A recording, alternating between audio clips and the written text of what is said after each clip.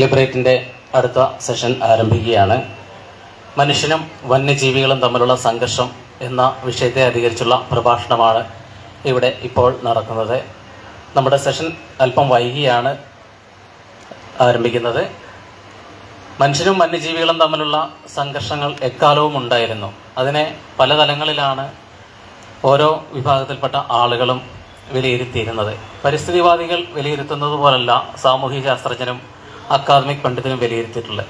ഇത്തരം സംഘർഷങ്ങൾ നിരന്തരമായി നമ്മുടെ കേരളീയ സമൂഹത്തിൽ ചർച്ച ചെയ്യപ്പെട്ടുകൊണ്ടേയിരിക്കുകയാണ്. ഒന്നിനും ഒരു പൂർണ്ണമായ തീർപ്പ് കൽപ്പിക്കൽ ഇതുവരെ സാധ്യമാവാത്ത ഒരു വിഷയം കൂടിയാണിത്. കാരണം എല്ലാവർക്കും തൃപ്തിയാവുന്ന ഒരു തീർപ്പ് ഇതുവരെ ഉണ്ടായിട്ടില്ല എന്നാണ് എൻ്റെ വ്യക്തിപരമായ അഭിപ്രായം. അപ്പോൾ ഇന്ന് ഇവിടെ ഈ പ്രഭാഷണം നടത്താൻ എത്തിയിരിക്കുന്നത് TV സജീവാണ്. TV സജീവ് സാറിനെ ഏറെ ആദരവോടുകൂടി ഈ വേദിയിലേക്ക് സ്വാഗതം ചെയ്യുന്നു.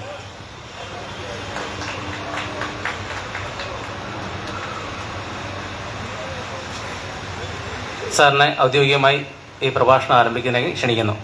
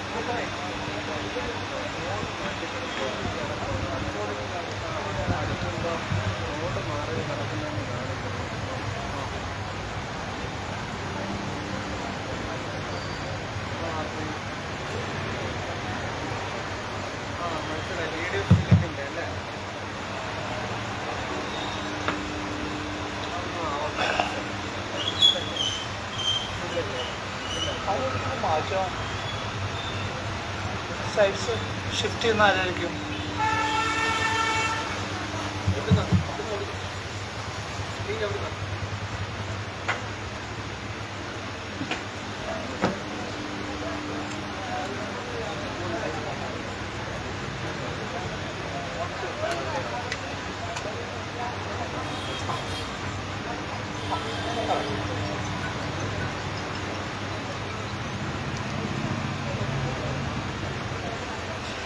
നമുക്ക് തുടങ്ങാം.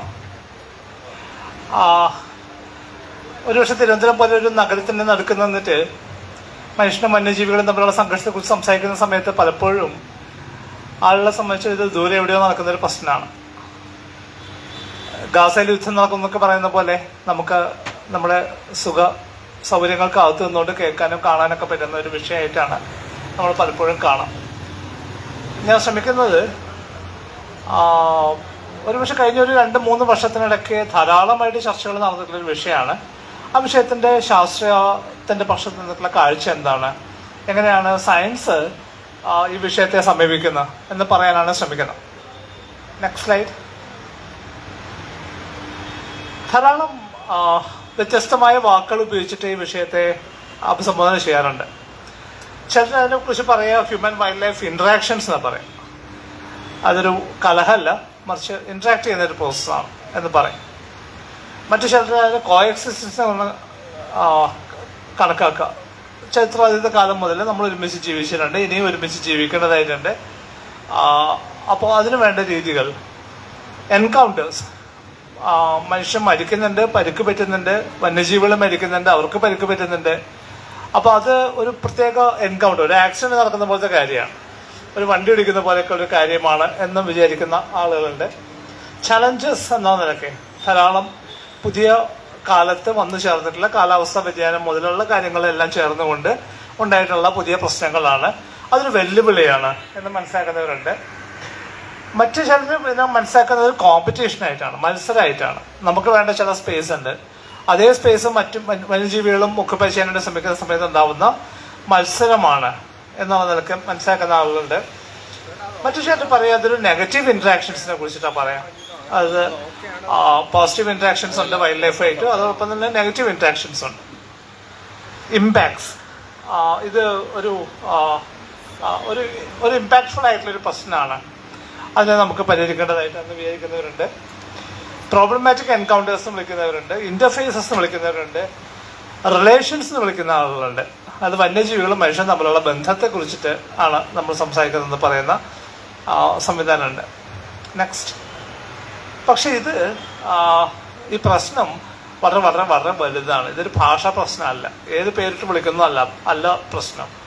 The issue is very very real. Next. പലപ്പോഴും നമ്മൾ ആളുകൾ ഈ വിഷയത്തെ കാണുന്ന സമയത്ത് പറയുന്ന ഒരു കാര്യം, കാടിൻ്റെ ക്യാരിങ് കപ്പാസിറ്റിയേക്കാൾ കൂടുതൽ ജീവജാലങ്ങളുടെ എണ്ണം കൂടിയിരിക്കണം. കാട്ടിനകത്ത് വന്യജീവികളുടെ എണ്ണം വല്ലാതെ പെരുകി അവരുടെ ക്യാരിങ് കപ്പാസിറ്റി ക്രോസ് ചെയ്തു. ആ ഒരു പ്രദേശത്തിന് ഹാൻഡിൽ ചെയ്യാൻ പറ്റുന്നതിനേക്കാൾ കൂടുതൽ ജീവജാലങ്ങൾ ഉണ്ടാകുന്ന സമയത്ത് അവർ സ്വാഭാവികമായിട്ട് പുറത്തേക്ക് വന്നു. അത് ആണ് പ്രശ്നം ഉണ്ടാക്കുന്നത് എന്ന് പറയുന്ന വളരെ ലളിതമായിട്ടുള്ളൊരു വാദം നമ്മൾ ധാരാളമായി കേൾക്കാറുണ്ട്. സത്യത്തിൽ കാടിനെ സംബന്ധിച്ച് അങ്ങനെ ഒരു ക്യാരിങ് കപ്പാസിറ്റി എന്നൊരു സംഭവം ഇല്ല. കാട് ഒരു സെൽഫ് ഇവോൾവിങ് ആയിട്ടുള്ള വളരെ ഡൈനാമിക് ആയിട്ടുള്ള പോസിറ്റീവ് നെഗറ്റീവ് ആയിട്ടുള്ള ഫീഡ്ബാക്ക് ലൂപ്സ് ഉള്ളൊരു സ്ഥലമാണ്. അവരുടെ എണ്ണം, അവിടെയുള്ള കാട്ടിലുള്ള ഏതൊരു ജീവിയുടെ എണ്ണം സ്വയം നിയന്ത്രിക്കപ്പെടുന്ന ഒരു സംവിധാനം കാടിന് സ്വാഭാവികമായിട്ടുണ്ട്. മാനുകളുടെ എണ്ണം കൂടുകയാണെങ്കിൽ സ്വാഭാവികമായിട്ടും പുല്ല് പെട്ടെന്ന് കുറയും. പുല്ല് കുറഞ്ഞു കഴിഞ്ഞാൽ സ്വാഭാവികമായിട്ടും മാനിൻ്റെ എണ്ണം കുറയേണ്ടി വരും. അങ്ങനെയുള്ള ഫീഡ്ബാക്ക് ലൂപ്സിനകത്താണ് ഫോറസ്റ്റ് ഓപ്പറേറ്റ് ചെയ്യുക. അപ്പോൾ എല്ലാ സമയത്തും ഒരു ആവറേജ് നമ്പർ ഉണ്ടാവും. അതിന് കുറച്ച് മുകളിലേക്ക് പോകാം, ചിലപ്പോൾ താഴേക്ക് വരാം. പക്ഷേ എന്തായാലും ആവറേജിൽ അതിന് മുകളിലും താഴെയായിട്ട് പോപ്പുലേഷൻ നിൽക്കുകയാണ് ചെയ്യുക. നമ്മൾ ക്യാരിങ് കപ്പാസിറ്റി എന്ന് പറയുന്നത് മറ്റ് 3 കാര്യങ്ങളാണ്. ഒന്ന്, എക്കോളജിക്കൽ ക്യാരിങ് കപ്പാസിറ്റിയെ കുറിച്ച് നമ്മൾ പറയും. അതായത് ഒരു പ്രദേശത്ത്, അതെല്ലാം തന്നെ മാനേജ്ഡ് ഫോറസ്റ്റിൻ്റെ കാര്യമാണ്. ഒരു പ്രത്യേക പ്രദേശത്ത് ധാരാളം പുല്ലുള്ള സ്ഥലത്ത് പുല്ല് ജീവിക്കുന്ന ഒരു ജീവിയുടെ എണ്ണം എത്ര എന്നുള്ളത് ആ പുല്ല് തീരുമാനിക്കും. എത്രമാത്രം പുല്ലുണ്ടോ അത്രയും ജീവികൾക്കാണ് അവിടെ ജീവിക്കാൻ പറ്റും. മറ്റൊന്ന് സോഷ്യൽ ക്യാരിങ് കപ്പാസിറ്റിയാണ്. സാമൂഹ്യമായിട്ട് നമുക്ക് എത്ര ജീവജാലങ്ങളെ അഫോർഡ് ചെയ്യാൻ പറ്റും. എക്കോളജിയായിട്ട് ബന്ധമില്ലാതെ നമുക്ക് സാമൂഹ്യമായിട്ട് ഫിക്സ് ചെയ്യുന്ന ക്യാരിങ് കപ്പാസിറ്റിയാണ്. മറ്റൊന്ന് കൾച്ചറൽ ക്യാരിങ് കപ്പാസിറ്റിയാണ്, ജീവിയുടെ എണ്ണങ്ങളുമായിട്ട് ബന്ധപ്പെട്ട്. ഇങ്ങനെ 3 വ്യത്യസ്തമായിട്ടുള്ള തരത്തിലുള്ള ക്യാരിങ് കപ്പാസിറ്റിയെ കുറിച്ച് പറയാം. ഇതിലൊന്നും തന്നെ കാട്ടിലെ ജീവജാലങ്ങളുടെ എണ്ണം വല്ലാതെ വർദ്ധിച്ചിട്ട് അവർ പുറത്തേക്ക് വന്നു എന്നുള്ള നിലയ്ക്ക് നമുക്ക് മനസ്സിലാക്കാനായിട്ട് ബുദ്ധിമുട്ടാണ്. അത് എന്തുകൊണ്ടെന്നുള്ളത് അടുത്ത സ്ലൈഡുകൾ നമുക്ക് കാണാം. നെക്സ്റ്റ്. ഏറ്റവും രസകരമായിട്ടുള്ള ഒരു ചോദ്യം, എന്താണ് വന്യജീവി സംഘർഷത്തിന് കാരണമെന്ന് ചോദിച്ചാൽ ഏറ്റവും നല്ലൊരു ഉദാഹരണം സിംഹവാലൻ കുരങ്ങാണ്. ഒരുപക്ഷെ ഇവിടെ ഇരിക്കുന്ന പലർക്കും അറിയുന്നത് പോലെ സൈലന്റ് വാലി സമരത്തിൻ്റെ ഐക്കണായിട്ട് മാറിയൊരു ജീവിയാണിത് സിംഹവാലൻ കുരങ്ങ്. വളരെ ഷൈ ആയിട്ടുള്ളൊരു സ്പീഷീസാണ്. നമ്മളൊക്കെ ആദ്യം സിംഹവാലൻ കുരങ്ങിനെ കുറിച്ച് പഠിക്കാനായിട്ട് സൈലന്റ് വാലി പോകുമ്പോൾ നമ്മുടെ ഒരു നിഴല് കണ്ടാൽ അപ്പോഴേക്കും ആ കൂട്ടം മുഴുവൻ ദൂരേക്ക് മാറിപ്പോയിരുന്നു. മനുഷ്യൻ്റെ പ്രസൻസ് പോലും അവർക്ക് ബുദ്ധിമുട്ടായിരുന്നു. പക്ഷെ ഇപ്പോൾ ഇതാണ് അവസ്ഥ. നമ്മൾ നെന്മാറ എന്ന നെല്ലിയാമ്പതിക്ക് യാത്ര ചെയ്യുന്ന സമയത്ത് റോഡ് സൈഡിൽ സിംഹവാലൻ കുരങ്ങ് വന്നിരുന്നിട്ട് അതിൽ പോകുന്ന മനുഷ്യരോട് യാചിക്കാൻ നമുക്ക് കാണാൻ പറ്റും. എങ്ങനെയാണ് അവർ മാറിയത്? വളരെ ഷൈ ആയിട്ടുള്ള, മനുഷ്യൻ്റെ പ്രസൻസ് പോലും ആവാത്ത ഒരു ജീവി എങ്ങനെയാണ് മനുഷ്യനെ കാത്തു നിൽക്കുന്നത്, മനുഷ്യനടുത്ത് യാചിക്കുന്ന ഒരു അവസ്ഥയിലേക്ക് എങ്ങനെയാണ് മാറിയത് എന്നുള്ളത് കേരളത്തിലെ വന്യജീവി സംഘർഷത്തിൻ്റെ ഏറ്റവും മൂർത്തമായിട്ടുള്ളൊരു ഉദാഹരണമായിട്ട് നമുക്ക് മനസ്സിലാക്കാൻ പറ്റും. വളരെ ലളിതമായി പറഞ്ഞാൽ വന്യജീവികളുടെ സ്വഭാവം മാറുന്നുണ്ട്. അത് സ്റ്റാറ്റിക് അല്ല. അവർ പുതിയ പുതിയ കാലത്തനുസരിച്ച് അവരുടെ സ്വഭാവം മാറിത്തീരുന്നുണ്ട്. ഇതിൻ്റെ കാരണത്തിലേക്ക് നമുക്ക് വരാം പിന്നീട്. നെക്സ്റ്റ്. ഒരു പക്ഷേ ഞാൻ ഇങ്ങോട്ട് എന്നെ ഈ പ്രസംഗത്തിന് വിളിക്കുന്ന സമയത്ത് കേരളത്തിൽ കത്തി നിന്നിരുന്നൊരു പ്രശ്നം, ഇന്ത്യ മൊത്തത്തിൽ കത്തി നിന്നിരുന്നൊരു പ്രശ്നം തെരുവ് നായകളുമായിട്ട് ബന്ധപ്പെട്ടൊരു പ്രശ്നമായിരുന്നു. സുപ്രീം കോടതി തീരുമാനം എടുക്കുന്നു, ഡൽഹിയിലുള്ള എല്ലാ തെരുവ് നായകളെയും ഒഴിവാക്കണം, അവരെ ഷെൽട്ടർ ഹോംസിലേക്ക് മാറ്റണം എന്ന് തീരുമാനിക്കുന്നു. ആ സമയത്താണ് ഞാൻ ഇവിടെ വരാമെന്ന് ഏറ്റത്. പക്ഷേ ഇവിടെ വരുമ്പോഴേക്കും സുപ്രീം കോടതി നിലപാട് മാറ്റി. സുപ്രീം കോടതി പറഞ്ഞു അങ്ങനെ എല്ലാവരും മാറ്റേണ്ട ആവശ്യമില്ല, അവരെ വാക്സിനേറ്റ് ചെയ്തിട്ട് തിരിച്ച് അവിടെ തന്നെ വിട്ടാൽ മതി എന്ന് പറഞ്ഞു. എന്തുകൊണ്ടാണ് അങ്ങനെ ഒരു മാറ്റം ഉണ്ടായത്? ഒരു പക്ഷേ മനുഷ്യനും മറ്റ് ജീവജാലങ്ങൾ തമ്മിലുള്ള സംഘർഷത്തിൻ്റെ ഏറ്റവും മൂർത്തമായിട്ടുള്ള ഒരു ഉദാഹരണമായിട്ട് നമുക്കതിനെ നോക്കാം. പണ്ട് പല പ്രാവശ്യം ശ്രമിച്ചിട്ടുണ്ട്. നമുക്ക് തോന്നാം ഇതിനൊക്കെ അങ്ങ് കൊന്നു കളഞ്ഞാലോ, ഒഴിവാക്കിയാൽ പോരെ, നമ്മൾ മാത്രം ഉണ്ടെങ്കിൽ പിന്നെ ഈ പ്രശ്നമൊന്നും ഇല്ലല്ലോ എന്ന് പലപ്പോഴും ആളുകൾ ആലോചിച്ചിട്ടുണ്ട്, ചിന്തിച്ചിട്ടുണ്ട്, പ്രവർത്തിച്ചിട്ടുണ്ട്. പഴയ ചരിത്രം നമുക്ക് നോക്കാം. ജയ്പൂരിൽ 70-80കളിൽ ധാരാളമായിട്ട് തെരുവ് നായ്ക്കളെ കൊന്നൊടുക്കണ്ടായി. എന്താ സംഭവിച്ചത്? അവർ വിചാരിച്ചത് ഇനി പേവിഷബാധ ഉണ്ടാവില്ല, ഈ നായ്ക്കളെയൊക്കെ കൊന്നു കളഞ്ഞാൽ എന്നാണ് വിചാരിച്ചത്. പക്ഷെ അങ്ങനെയല്ല സംഭവിച്ചത്. പേവിഷബാധ അവിടെ പിന്നെയും കണ്ടിന്യൂ ചെയ്തു. 1990കളിൽ ജോധ്പൂരിൽ നമ്മളത് ചെയ്തിട്ടുണ്ട്. തെരുവ് നായ്ക്കളെ മുഴുവൻ കൊന്നൊടുക്കുന്ന പരിപാടി ചെയ്തിട്ടുണ്ട്. നെക്സ്റ്റ് ലാറ്റിൻ അമേരിക്കയിലെ 70കളിലും 80കളിലും ധാരാളമായിട്ട് നായ്ക്കളെ കൊന്നൊടുക്കി. നമ്മൾ വിചാരിച്ചതെന്ന് വെച്ചാൽ ഈ നായ്ക്കളെയൊക്കെ കൊന്നൊടുക്കി കഴിഞ്ഞാൽ പിന്നെ നമ്മൾ സേഫാണ് എന്നാണ് വിചാരിച്ചിരുന്നത്. പക്ഷേ അവർ ഒഴിവാക്കിയ നഗരങ്ങളിലൊക്കെ തന്നെ 1-2 വർഷങ്ങളിലുള്ളിൽ തെരുവ് നായ്ക്കൾ തിരിച്ചു വന്നു. ഈ തിരിച്ചു വന്ന നായ്ക്കളൊന്നും തന്നെ വാക്സിനേറ്റഡ് ആയിരുന്നില്ല. അതുകൊണ്ട് തന്നെ സ്വാഭാവികമായിട്ടും പേവിഷബാധ അവിടെ നിലനിൽക്കുകയും ചെയ്തു. റഷ്യയിൽ ആദ്യത്തെ USSRലും സംഭവിച്ചിട്ടുണ്ട്. അതിനുശേഷം 90കൾക്ക് ശേഷവും വലിയ തോതിൽ നായകളെ കൊന്നൊടുക്കുന്ന പരിപാടി ചെയ്തിട്ടുണ്ട്. അതും വലിയ പരാജയമായിരുന്നു. അടുത്ത ശ്രീലങ്കയിൽ പല കുറി ചെയ്തിട്ടുള്ളൊക്കെ കൊളംബിയ പോലെയുള്ള ഒരു പ്രദേശത്ത് വലിയ തോതിൽ നായ്ക്കളെ കൊന്നൊടുക്കിയിരുന്നു.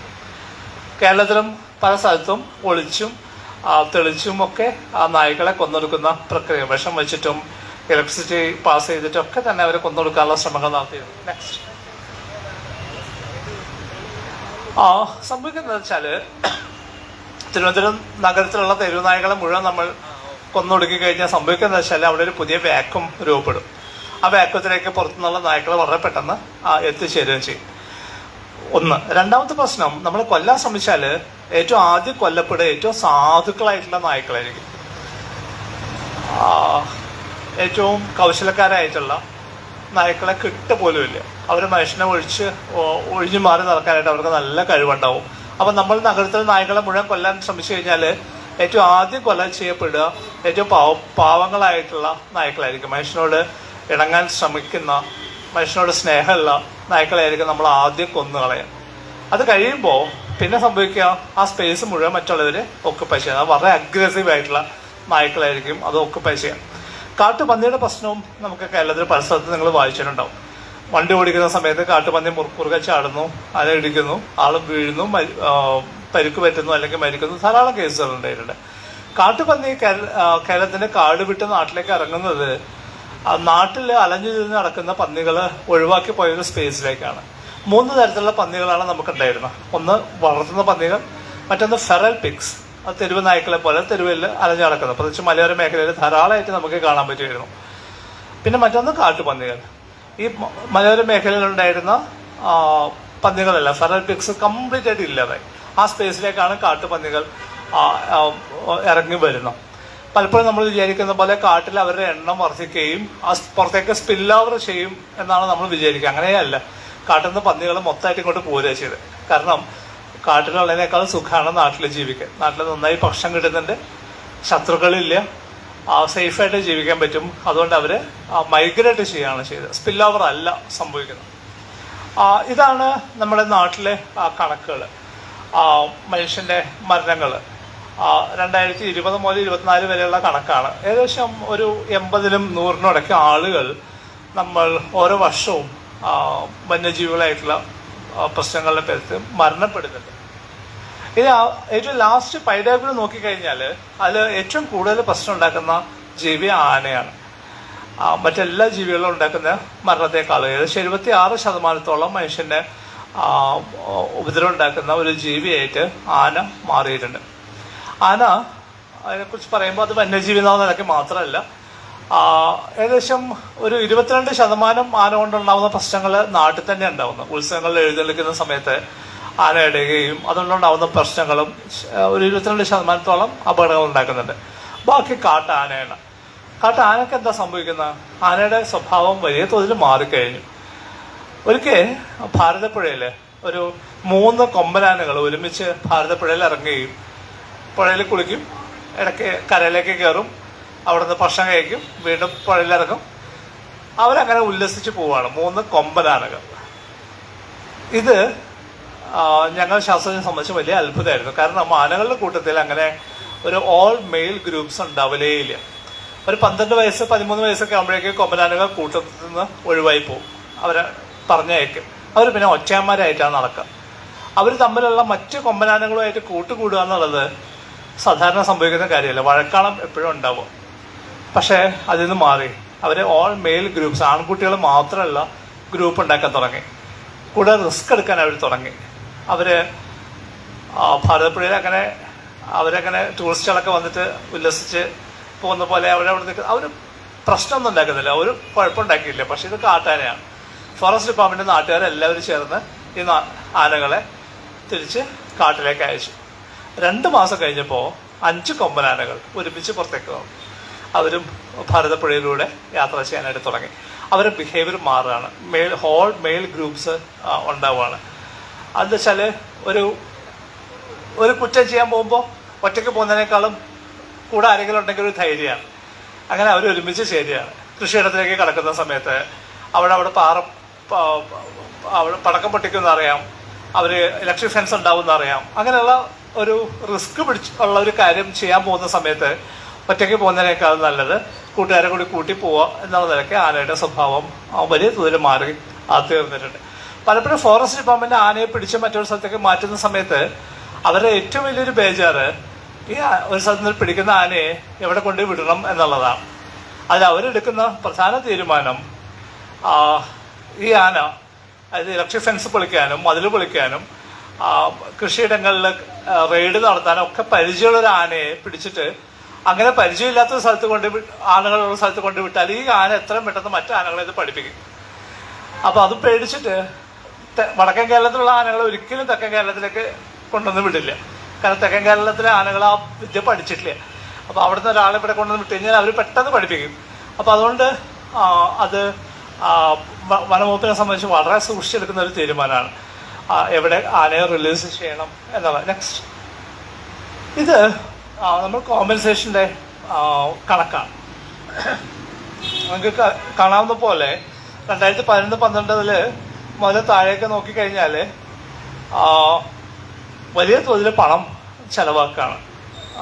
കൃഷിയിടങ്ങളിൽ നാശനഷ്ടം ഉണ്ടായതിന്, പരുക്ക് പറ്റിയതിന്, അപകട മരണം ഉണ്ടായതിനുള്ള സർക്കാർ കൊടുക്കുന്ന പണം ഓരോ വർഷവും കൂടി വരികയാണ്. ഈ അടുത്ത കാലത്ത് സംഭവിച്ച രസകരമായിട്ടുള്ള കാര്യം, ഈ കോമ്പൻസേഷൻ കൊടുക്കുന്ന 2 വകുപ്പുകളാണ്. ഒന്ന് കൃഷി വകുപ്പാണ്, മറ്റൊന്ന് ഫോറസ്റ്റ് ഡിപ്പാർട്ട്മെന്റാണ്. ഈ അടുത്ത കാലത്ത് 2 ഡിപ്പാർട്ട്മെന്റുകളും, അപ്പം കേരളത്തിനൊരു പ്രത്യേകത എന്താ വെച്ച് കഴിഞ്ഞാൽ ഓരോ ഡിപ്പാർട്ട്മെന്റും ഓരോ രാവണൻ കോട്ടയാണ്. ഒരു ഡിപ്പാർട്ട്മെന്റിനകത്ത് നടക്കുന്ന കാര്യം എന്താണെന്ന് വേറൊരു ഡിപ്പാർട്ട്മെന്റ് അറിയുകയേ ഉണ്ടാവില്ല. അങ്ങനെ പോയിക്കുന്ന സമയത്ത് ഈ കോമ്പൻസേഷൻ ഡാറ്റ ഒരുമിച്ച് വെച്ച് നോക്കുമ്പോഴാണ് മനസ്സിലാവുന്നത് ധാരാളം പേർക്ക് ഡബിൾ കോമ്പൻസേഷൻ കൊടുത്തു എന്ന് മനസ്സിലാവുന്നത്. അഗ്രികൾച്ചർ ഡിപ്പാർട്ട്മെന്റും പൈസ കൊടുക്കുന്നുണ്ട്, ഫോറസ്റ്റ് ഡിപ്പാർട്ട്മെന്റും പൈസ കൊടുക്കുന്നുണ്ട്. അതൊരു മാഫിയായിട്ട് മാറുകയോ ചെയ്തത്. ഈ കോമ്പൻസേഷൻ വാങ്ങുന്ന പ്രോസസ്സ് വളരെ കൃത്യമായിട്ട് മനസ്സിലാക്കുകയും അത് 2 ഡിപ്പാർട്ട്മെന്റിൽ നിന്ന് ഒരേപോലെ വാങ്ങാൻ കഴിയുന്ന സംവിധാനങ്ങൾ കേരളത്തിൽ നിലവിൽ വരികയും ചെയ്തിട്ടുണ്ട്. നെക്സ്റ്റ്,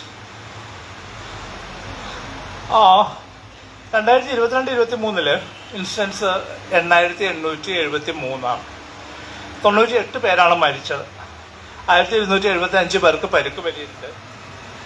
കന്നുകാലികൾ 637 കന്നുകാലികൾ കൊല ചെയ്യപ്പെട്ടിട്ടുണ്ട്. കൃഷി നശിച്ച കേസുകൾ 6863. കോമ്പൻസേഷൻ വലിയ തോതിൽ 1000-ലേറെ ലക്ഷം രൂപയിലേക്ക് കോമ്പൻസേഷൻ വർദ്ധിക്കുകയും ചെയ്തിട്ടുണ്ട്. നെക്സ്റ്റ്, 21-22 കാലത്ത് 22 പേര് മരണപ്പെട്ടത് പാമ്പ് കടിച്ചിട്ടാണ്.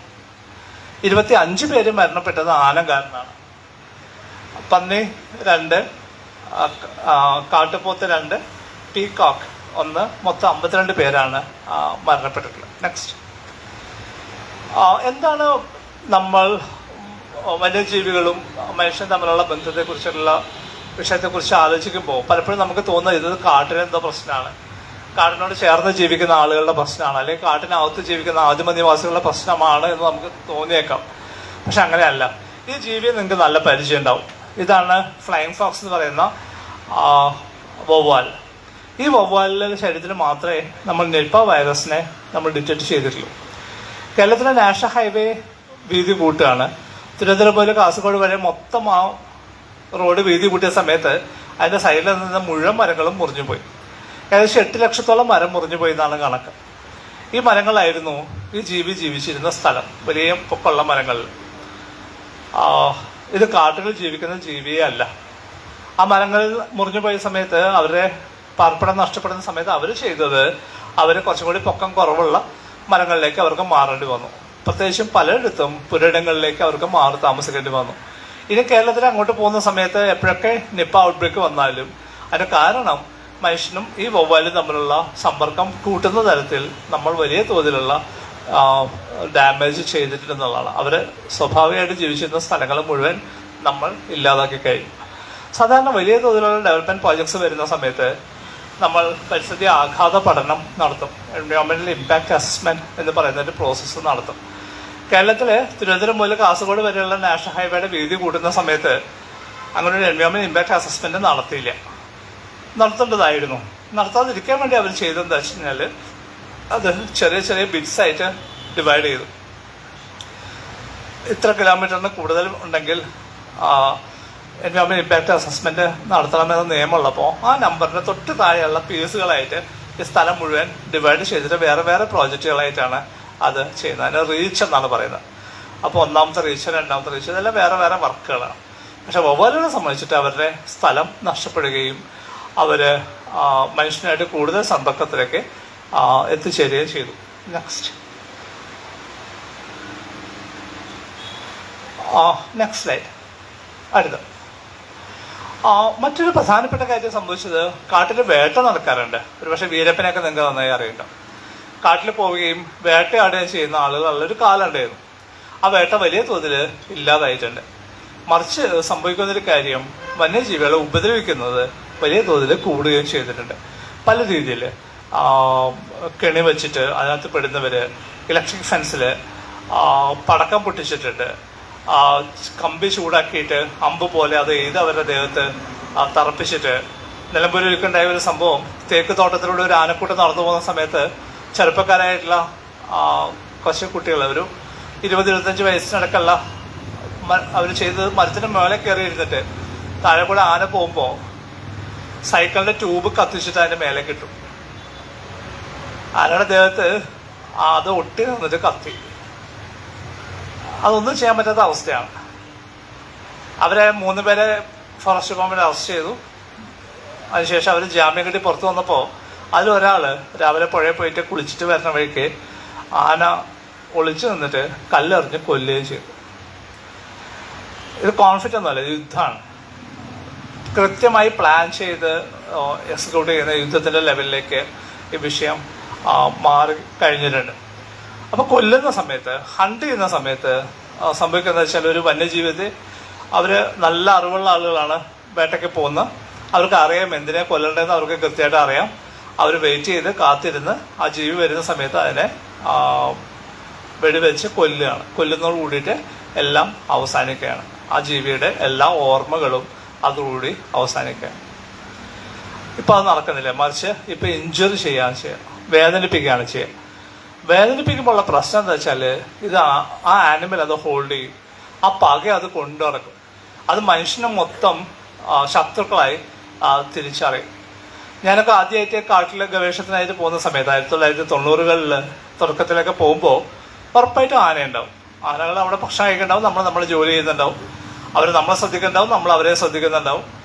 നമ്മൾ പണിയെടുത്ത് തിരിച്ച് പോരുകയും ചെയ്യും. ഇപ്പൊ അത് സാധ്യമല്ല. ഇപ്പൊ നമ്മളെ കണ്ടാൽ ആന ഇങ്ങോട്ട് വന്ന് ആക്രമിക്കും. മനുഷ്യനെ ഒരു ശത്രുവായി ആന അടയാളപ്പെടുത്തി കഴിഞ്ഞു. അതിന്റെ ഏറ്റവും വലിയ കുഴപ്പം അനുഭവിക്കേണ്ടി വന്ന് കാട്ടിനകത്ത് ജീവിക്കുന്ന ആദിമനിവാസികളാണ്.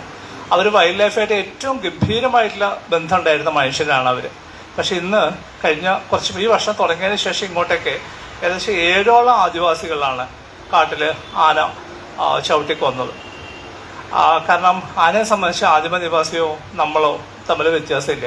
അവർ മനുഷ്യനെ മൊത്തത്തിൽ ശത്രുക്കളായി പ്രഖ്യാപിച്ചു. ഏത് മനുഷ്യനെ കണ്ടാലും ആക്രമിക്കുന്ന അവസ്ഥയിലേക്ക് ആനയുടെ സ്വഭാവം മാറിയിട്ടുണ്ട്. മറ്റൊന്ന്, കാട്ടിൽ ഭക്ഷണമില്ലാതാവുന്ന അവസ്ഥയാണ്. ധാരാളം സസ്യങ്ങൾ, മറ്റു രാജ്യങ്ങളിൽ നിന്ന് വന്നിട്ടുള്ള സസ്യങ്ങൾ കാട് കൈയടക്കി കഴിഞ്ഞു.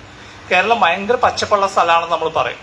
എവിടെ നോക്കിയാലും പച്ചയാണെന്ന് പറയും. പക്ഷെ തമാശ എന്താ വെച്ചാൽ, ഈ പച്ചയിൽ ധാരാളം ശതമാനം നമ്മുടെ സസ്യങ്ങളെ അല്ല, പുറത്തുനിന്ന് വന്ന സസ്യമാണ്. ഈ പൂ നിങ്ങൾക്ക് നല്ല പരിചയം ഉണ്ടാവും. കൊങ്ങണി എന്നും അരിപ്പൂ എന്നൊക്കെ വിളിക്കുന്ന സസ്യമാണ്. നമ്മുടെ അല്ല, പുറത്തുനിന്ന് വന്നതാണ്, തെക്കേ അമേരിക്കയിൽ നിന്ന് വന്നതാണ്. കാട്ടിലത് നിറയെ പടർന്നു പിടിച്ചിട്ടുണ്ട്. ആ സസ്യത്തെ ഒരു ജീവിക്ക് തിന്നാനാവില്ല. നമ്മുടെ നാട്ടിലെ ജീവജാലങ്ങൾക്ക് തിന്നാൻ പറ്റുന്ന സസ്യങ്ങൾ നിന്നിരുന്ന സ്ഥലത്താണ് ഇന്നിപ്പോൾ ഈ കൊങ്ങിണി ഒക്കെ ചെയ്യുന്നത്. കൊങ്ങിണി ഭക്ഷിക്കാനാവില്ല. അടുത്ത് ഇത് ആനത്തൊട്ടവടി എന്ന് പറയുന്ന സസ്യമാണ്. ഒരുപക്ഷെ കേരളത്തിൽ നിന്ന് ഏറ്റവും വ്യാപകമായിട്ടുള്ള അധിനിവേശ സസ്യമാണ്. മുള്ളുള്ള സസ്യമാണ്. നമ്മൾ സാധാരണ തൊട്ടവടിയേക്കാൾ ഒരു 100 മടങ്ങ് മാഗ്നിഫൈ ചെയ്താൽ എങ്ങനെയാണ് അതേപോലെ ഉണ്ടാവുക. അതും ആരും ഭക്ഷിക്കാൻ ആവില്ല. നെക്സ്റ്റ് ഇത് ധൃതരാഷ്ട്ര പച്ച എന്ന് പറയുന്ന മൈക്കനെ മെക്രാന്ത എന്ന് പറയുന്ന സസ്യമാണ്. കേരളത്തിലൊക്കെ ആദ്യമായിട്ട് റബ്ബർ തൈകൾ കൊണ്ടുവന്ന സമയത്ത് റബ്ബർ പൊതിഞ്ഞുകൊണ്ട് വന്നത് റബ്ബർ തമ്മിൽ ഒരഞ്ഞ് കേടുവരാതിരിക്കാൻ വേണ്ടി കൊണ്ടുവന്നതാണ് ഈ വള്ളി. മൈല് മിനിറ്റ് വീട് എന്നാണ് ഇംഗ്ലീഷിൽ കോമൺ നെയിം. വളരെ ഫാസ്റ്റായിട്ട് വളരും. മരങ്ങളൊക്കെ മൊത്തം മൂടിക്കളയും. അത് ഒരിത്തിരി പോലും സൂര്യപ്രകാശം കിട്ടാതെ അതിനെ കൊന്നു കളയുന്നുള്ളതാണ് അതിന് ധൃതരാഷ്ട്ര പക്ഷി എന്ന് പേരിട്ട്. അടുത്ത് ഇത് ഈ പൂ നിങ്ങൾ കണ്ടിട്ടുണ്ടാവും. ധാരാളം സ്ഥലത്ത് ഓർണമെന്റൽ പ്ലാന്റ് ആയിട്ട് ഇപ്പം നട്ടുപിടിപ്പിക്കുന്നുണ്ട്. പണ്ടൊക്കെ പുൽത്തകിടിയൊക്കെ ഉണ്ടായിരുന്ന സ്ഥലങ്ങൾ, പുൽത്തകിടി മെയിൻറ്റെയിൻ ചെയ്യാൻ വലിയ ബുദ്ധിമുട്ടാണ്. അത് നനയ്ക്കണം, ചതില് വരാതെ നോക്കണം. അതെല്ലാം മാറ്റി ഇപ്പോൾ ഈ ചെടിയാന്നാള് നല്ല രസമായിട്ട് അത് നിൽക്കുന്നുണ്ടാവും. പൂ കുറേ നാൾ നിൽക്കുന്നുണ്ടാവും. ആ പൂവ് നല്ല മഞ്ഞ നിറമുള്ള പൂവാണ്. കോൺട്രാസ്റ്റ് ചെയ്യുന്ന ഡീപ്പ് ഗ്രീൻ ലീഫാണ്. ആ പൂവ് ഒരു തട്ടിപ്പ് പൂവാണ്. ആ പൂവിൽ കായ ഉണ്ടാവില്ല, വിത്തൊന്നും ഉണ്ടാവില്ല. അത് ജെമിനേറ്റ് ചെയ്യുന്ന അതിൻ്റെ തണ്ടിൻ്റെ കഷ്ണങ്ങളിലൂടെയാണ്, മണ്ണിൻ്റെ അടിയിലൂടെ പോകുന്ന തണ്ടുകളിലൂടെയാണ് അത് അതിൻ്റെ പ്രജനനം നടക്കുക. അത് കാട്ടിലേക്ക് എത്തിക്കഴിഞ്ഞു. അതും നമ്മുടെ നാട്ടിലെ ഒരു ജീവികളും കഴിക്കുന്നുണ്ടാവില്ല. ഇത് താഴെ കാണുന്ന സെന്ന സ്പെക്ടാബുലസ് എന്ന് പറയുന്ന മരമാണ്. പക്ഷെ നിങ്ങൾ കേട്ടിട്ടുണ്ടാവും, വയനാട്ടിൽ വലിയ പ്രശ്നമായിട്ട് അത് മാറിക്കഴിഞ്ഞു. പ്രശ്നം എന്താ വെച്ചാൽ വയനാട്ടിൽ ഫോറസ്റ്റ് ഡിപ്പാർട്ട്മെന്റിന്റെ ആളുകൾ സോഷ്യൽ ഫോറസ്റ്റ് വിങ് റോഡ് സൈഡിൽ നമ്മുടെ കണിക്കൊന്ന നടാൻ തീരുമാനിച്ചു. കണിക്കൊന്ന നിങ്ങൾക്ക് എല്ലാവർക്കും പരിചയം ഉണ്ടാവും, മഞ്ഞപ്പൂവുള്ള. കണിക്കൊന്ന നടാനായിട്ട് അവർ പുറത്തുനിന്ന് വിത്ത് വാങ്ങിച്ചപ്പോൾ കിട്ടിയ വിത്ത് കണിക്കൊന്നയുടെ ആയിരുന്നില്ല, മറിച്ച് മഞ്ഞക്കൊന്ന എന്നറിയപ്പെടുന്ന സെന്ന സ്പെക്ടാബിൾസിന്റെ വിത്തായിരുന്നു. വിത്തായിരിക്കുന്ന സമയത്ത് രണ്ടും കണ്ടാലും തിരിച്ചറിയാൻ പറ്റൂല, ഒരേപോലെ തന്നെ ഉണ്ടാവും. ചെറിയ തൈ ആയിരിക്കും പോലും തിരിച്ചറിയാൻ പറ്റൂല. അങ്ങനെ അവർ റോഡ് സൈഡിലൊക്കെ മഞ്ഞക്കൊന്ന നട്ടുപിടിപ്പിച്ചു. നല്ല ആത്മാർത്ഥതയുള്ള കുറച്ച് ഫോറസ്റ്റ് ഉദ്യോഗസ്ഥര് മുത്തങ്ങ വൈൽഡ് ലൈഫ് സാഞ്ചുറിയുടെ ഓഫീസിന്റെ ചുറ്റും അവിടെ കൂടി കുറച്ച് സുന്ദരമായിക്കോട്ടെ എന്ന് വിചാരിച്ച് അവിടെയും നട്ടുപിടിപ്പിച്ചു. ഈ മരങ്ങൾ വളർന്നു വരുന്നു. അവര് പൂവുണ്ടായി കായ ഉണ്ടാവാൻ തുടങ്ങുന്ന പ്രായമാകുമ്പോഴാണ് വയനാട്ടില് മാസീവായിട്ട് മുള പൂക്കുന്നത് മാസ് ഫ്ലവറിംഗ് ആണ്. ഒരു പ്രദേശത്തെ മുള മുഴുവൻ പൂക്കും. പൂത്ത് കഴിഞ്ഞാൽ അത് നശിച്ചു പോവുകയും ചെയ്യും. അങ്ങനെ മുള പൂത്ത സമയത്ത് അത് നശിച്ചോടൊപ്പം ധാരാളം സ്പേസ് ഓപ്പണായി മാറി, സൂര്യപ്രകാശം കിട്ടുന്ന സ്ഥലമായി മാറി. ആ സമയത്താണ് സെന്ന വിത്തുകളുമായിട്ട് റെഡിയായിട്ട് വന്ന് മുത്തങ്ങ വൈൽഡ് ലൈഫ് സാഞ്ചുറിയിലേക്ക് കാട്ട് തീ പോലെ പറന്ന് പിടിച്ചു. സെന്ന സ്പെക്ടാബിൾസ് എന്നുള്ള ചെടീനെ ഒരു ജീവിക്കും തിന്നാൻ പറ്റൂല. ആ പുല്ലും നമ്മുടെ നാട്ടിലെ മാനുകളും മ്ലാവും ഒക്കെ ഭക്ഷണം കഴിച്ചിരുന്ന സ്പീഡ്സുകളെ കംപ്ലീറ്റ് ഡിസ്പ്ലേസ് ചെയ്തുകൊണ്ട് സെന്ന സ്പെക്ടാബിൾസ് അവിടെ മാറിക്കഴിഞ്ഞു. അത് നിൽക്കുന്ന സ്ഥലത്തിന്റെ തൊട്ട് താഴെ വേറെ ഒരു സസ്യം പോലും മുളക്കില്ല. അങ്ങനെയുള്ള സസ്യങ്ങളുണ്ട്, മരങ്ങളുണ്ട്. പുളി നിങ്ങൾ കണ്ടിട്ടുണ്ടാവും, വാളംപുളി. നിങ്ങൾ അവസാനം കണ്ട വാളംപുളി ഒന്ന് മനസ്സിൽ സങ്കല്പിച്ച് വെക്കും.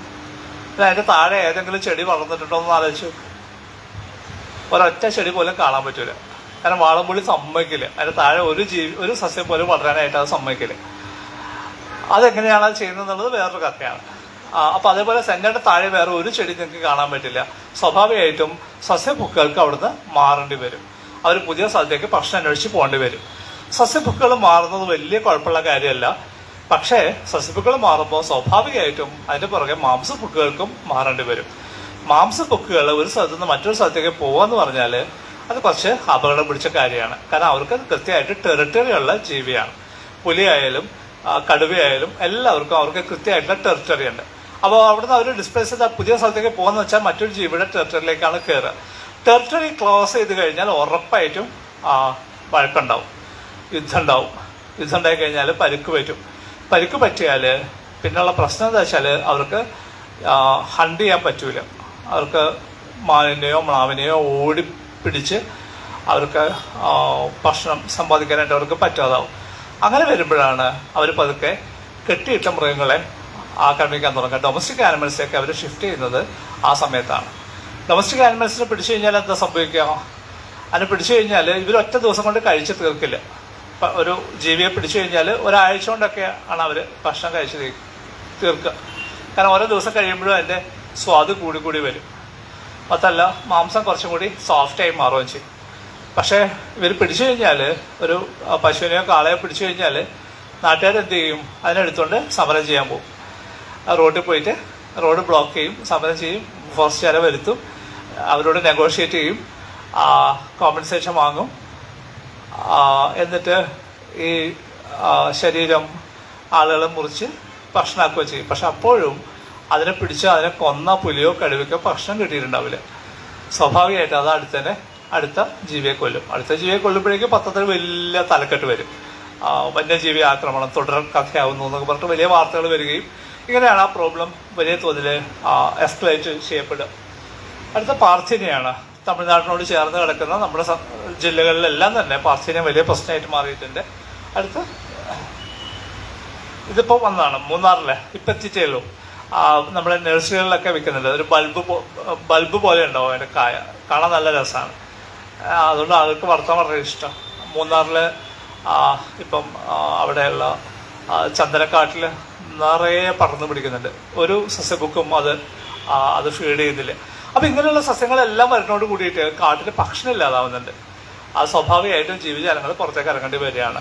അവർക്ക് കൃഷിയിടങ്ങളിലേക്ക് വരുന്നതിൻ്റെ പ്രധാനപ്പെട്ട ഒരു കാരണം ഇതാണ്. നെക്സ്റ്റ്, ഇത് മറ്റൊരു അധിനിവേശ ജീവിയാണ്, ആഫ്രിക്കൻ ഒച്ച് എന്ന് പറയുന്നത്. ഇത് കേരളത്തിലെ ഏകദേശം 240 സ്ഥലങ്ങളിൽ വലിയ തോതിൽ പ്രശ്നമായി മാറിയിട്ടുണ്ട്. പന്നികളെ സംബന്ധിച്ച് ഇത് ഫീഡ് ചെയ്യാൻ ഭയങ്കര ഇഷ്ടമാണ്. അപ്പം നമ്മളായിട്ട് പ്രത്യേകിച്ച് ഭക്ഷണമൊന്നും കൊടുത്തില്ലെങ്കിൽ പോലും അവർക്ക് കഴിക്കാനുള്ള ഭക്ഷണം സ്വാഭാവികമായിട്ട് തന്നെ നാട്ടിൽ ലഭ്യമാവുകയും ചെയ്യുന്നുണ്ട്. നെക്സ്റ്റ്, മറ്റൊന്ന് 2018-19 2 വർഷങ്ങൾ വളരെ നിർണായകമായിരുന്നു കേരളത്തെ സംബന്ധിച്ച്. അതിതീവ്ര മഴ കിട്ടിയ വർഷമാണ്. അങ്ങനെ വലിയ തോതിൽ മഴ പെയ്ത് കഴിഞ്ഞപ്പോൾ സംഭവിച്ചൊരു കാര്യം, കാട്ടിന്റെ ഹൈഡ്രോളജിയിൽ വലിയ മാറ്റം വന്നിട്ടുണ്ട്. വെള്ളം ഒഴുകുന്ന വഴികൾ മാറിയിട്ടുണ്ട്. അതിശക്തമായിട്ട് മഴ പെയ്യുകയും ആ മഴ ഒഴുകി പോവുകയും ചെയ്ത സമയത്ത് ഭൂമിയിലേക്ക് ഭൂമിയുടെ ഉള്ളിലേക്ക് വെള്ളം വലിച്ചെടുക്കാനായിട്ട് സമയം കിട്ടാതെ മുകളിലൂടെ വെള്ളം ഒഴുകിപ്പോയ വഴികളൊക്കെ തന്നെ ഇപ്പോഴും അങ്ങനെ തന്നെ നിൽക്കുകയാണ്. അതുകൊണ്ട് ഇപ്പോൾ മഴ പെയ്താലും ആ വെള്ളം എത്രയും പെട്ടെന്ന് ഒഴുകി പോവുകയാണ് ചെയ്യുക. തൃശ്ശൂർ ജില്ലയിൽ ഒരു പഠനം പറയുന്നത്, മഴ പെയ്തു കഴിഞ്ഞാൽ മഴ തീർന്നാൽ ഉടനെ കാട് വരണ്ടു പോകുന്ന അവസ്ഥയാണ്. വെള്ളം ഹോൾഡ് ചെയ്യാനായിട്ട് കാടിന് പറ്റുന്നേയില്ല. നെക്സ്റ്റ്, മറ്റൊന്ന് ഇറോഷനാണ്. അതിശക്തമായിട്ട് മഴ പെയ്യുന്ന സമയത്ത് നമ്മുടെ എല്ലാം ബ്രോഡ് ലീവ്ഡ് ഫോറസ്റ്റ് ആണ്,